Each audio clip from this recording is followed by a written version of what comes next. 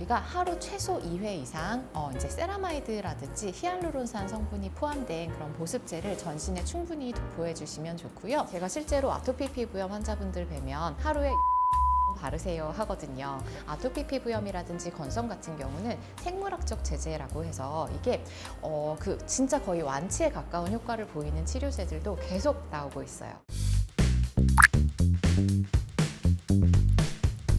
요즘 가려워서 잠 못 드는 분들도 많으시죠? 건선부터 아토피, 습진 등 다양한 피부 질환을 오늘 이상피부과 이상우 원장님과 함께 파헤쳐 보겠습니다. 원장님 안녕하세요. 안녕하세요. 피부과 전문의 이상우입니다. 건조해서 막 벅벅 긁고 싶을 때 저는 긁다가 일어나기도 하거든요. 너무 가려워서.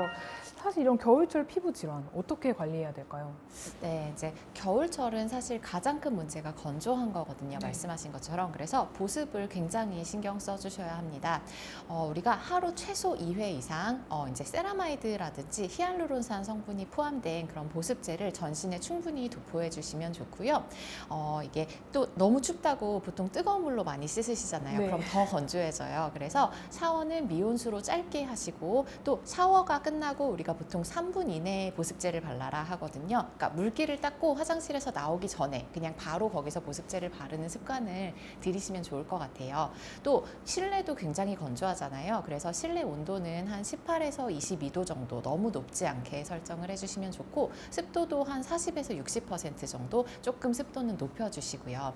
그리고 우리가 이렇게 니트 같은 거 입으면 겨울철에 피부에 직접 닿으면 굉장히 따가워서요. 속에 이렇게 부드러운 면으로 된 소재를 하나 겹쳐 입으시는 것도 추천드릴게요.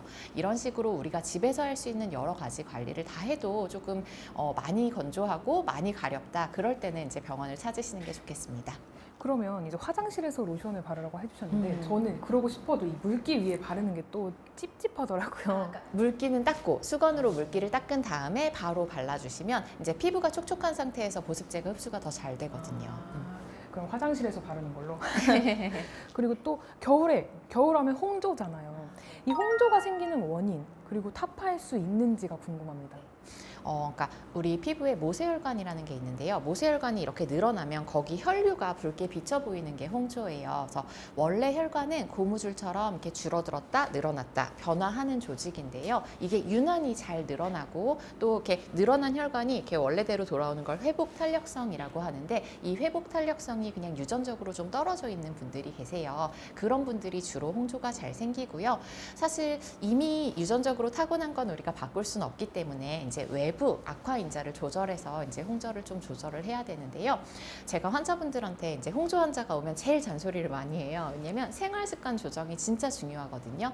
악화인자를 다 피해야 되는데 홍조에 대한 악화인자는 그냥 얼굴이 붉어지는 모든 습관을 피하시라고 생각하시면 돼요. 그래서 언제 얼굴이 붉어지는 것 같으세요? 저는 밖에서 이렇게 뜨거운 곳으로 들어올 때랑 맞아요. 왜 뜨거운 탕 보글보글 끓일 때 그 맞아요. 앞에서. 맞아요. 그래서 이렇게 추운 날 이렇게 실내는 되게 온도가 높으면 그 온도차가 굉장히 크잖아요. 그때 얼굴이 제일 붉어지거든요. 그래서 제가 아까 실내 온도를 너무 높이지 말라고 말씀을 드린 거고 그 온도차를 최소화해 주시는 게 좋고요. 그렇다고 또 이렇게 추고 차고 건조한 날씨에 찬바람을 직접 맞는 것도 좋지는 않으세요. 그래서 방한 마스크를 하신다든지 너무 추운 날은 외출을 조금 자제해 주시면 좋고요. 말씀하신 것처럼 더운 목욕을 하거나 사우나 하는 것도 정말 안 좋은 습관이고 또 운동도 굉장히 격렬한 운동하고 나면 얼굴이 되게 빨개지거든요. 그래서 제가 홍조 환자분들한테는 뭐 수영이라든지 얼굴이 너무 붉어지지 않는 종류의 운동을 찾아서 하시라 이렇게 말씀을 드리고요. 또 음식 중에서도 약간 좀 뜨겁고 매운 음식, 약간 그런 자극적인 걸 먹으면 얼굴이 붉어지고 또 술, 이런 어쨌든 언제 내 얼굴이 붉어지는지를 한번 잘 생각해 보시고 그걸 거꾸로 해주시는 게 홍조를 좋아지게 하는 방법이라고 생각하시면 돼요. 물론 이제 이런 생활 습관 조절만으로 조절이 안 되는 경우에는 약물 치료나 레이저가 필요하기도 해서 그럴 때는 이제 전문의를 찾으셔야 됩니다. 그럼 결국에는 건강한 생활 습관이 맞아요. 그것만이 홍조를 타파할 수 있다. 네, 그게 전제가 돼야 레이저를 아무리 해도요. 그게 전제가 되지 않으면 계속 악화되기 때문에 꼭 지켜주셔야 돼요. 그렇군요. 그러면 이제 보습제 있잖아요. 그 시중에 하도 하고 많은 그 보습제들 얼만큼 발라야 되는지가 의문이더라고요. 그러니까 제가 생각하는 정답은 나한테 필요한 만큼 그러니까 일반적인 피부는 사실 아침 저녁 우리가 2번 씻잖아요. 씻고 나서 이제 보습을 충분히 해주시면 충분할 수 있는데요. 뭐 아토피 피부염이라든지 악건성이신 분들께 피부가 굉장히 건조한 경우에는 이렇게 2회만으로는 굉장히 부족할 수 있어서 우리가 건조하다고 느껴질 때마다 수시로 도포를 해주시면 좋고요. 제가 실제로 아토피 피부염 환자분들 뵈면 1시간에 한두 번씩 하루에 10번, 20번 바르세요 하거든요. 그래서 보습제는 많이 발라도 지나치지 않으니까 충분히 발라주시면 좋고요. 또 보습제 바를 때 팁이 우리가 아까 말씀드린 것처럼 약간 샤워 후라든지 세안 후에 물기가 남아있을 때 약간 촉촉한 상태에서 발라주셔야 흡수가 더 잘 되거든요. 그래서 그런 것도 지켜주시면 좋고 보습제 횟수를 추가하는 것도 물론 중요한데 아까 말씀드린 것처럼 수분을 빼앗기지 않도록 실내 온도와 습도를 조절하는 것도 그래서 되게 중요하고요. 환자분들이 보통 집에서는 제 맘대로 조절하는데 사무실이 너무 건조해요. 히터 바람이 하필 제 얼굴로 바로 와요 하시거든요. 그럴 때는 정 조절할 수 없다면 이제 책상에 그런 조그만 가습기 같은 거 설치하시면 순간적으로 약간 온도도 낮춰주고 습도를 높여주거든요. 그래서 그런 걸 같이 활용하시면 좋을 것 같아요.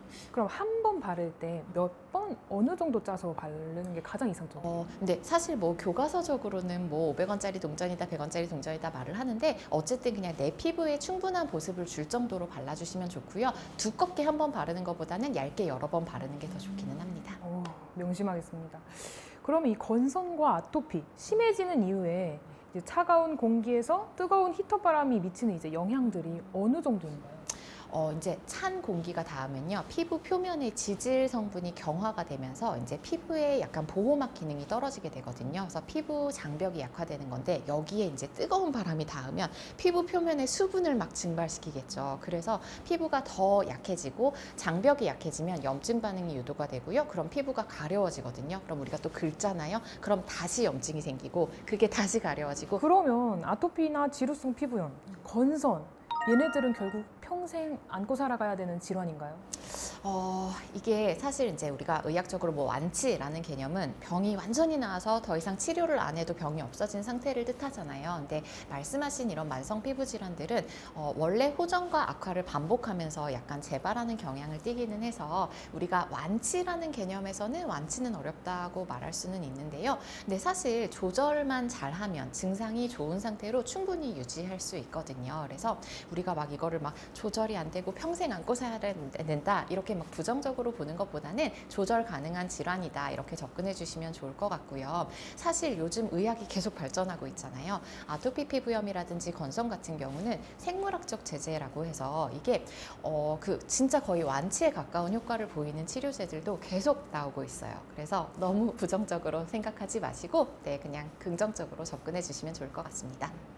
네. 오늘 원장님과 함께 이 완벽한 피부를 위한 꿀팁 잘 짚어봤습니다. 네. 그럼 저희는 다음 주에 더 유용한 주제로 돌아오겠습니다. 감사합니다. 감사합니다.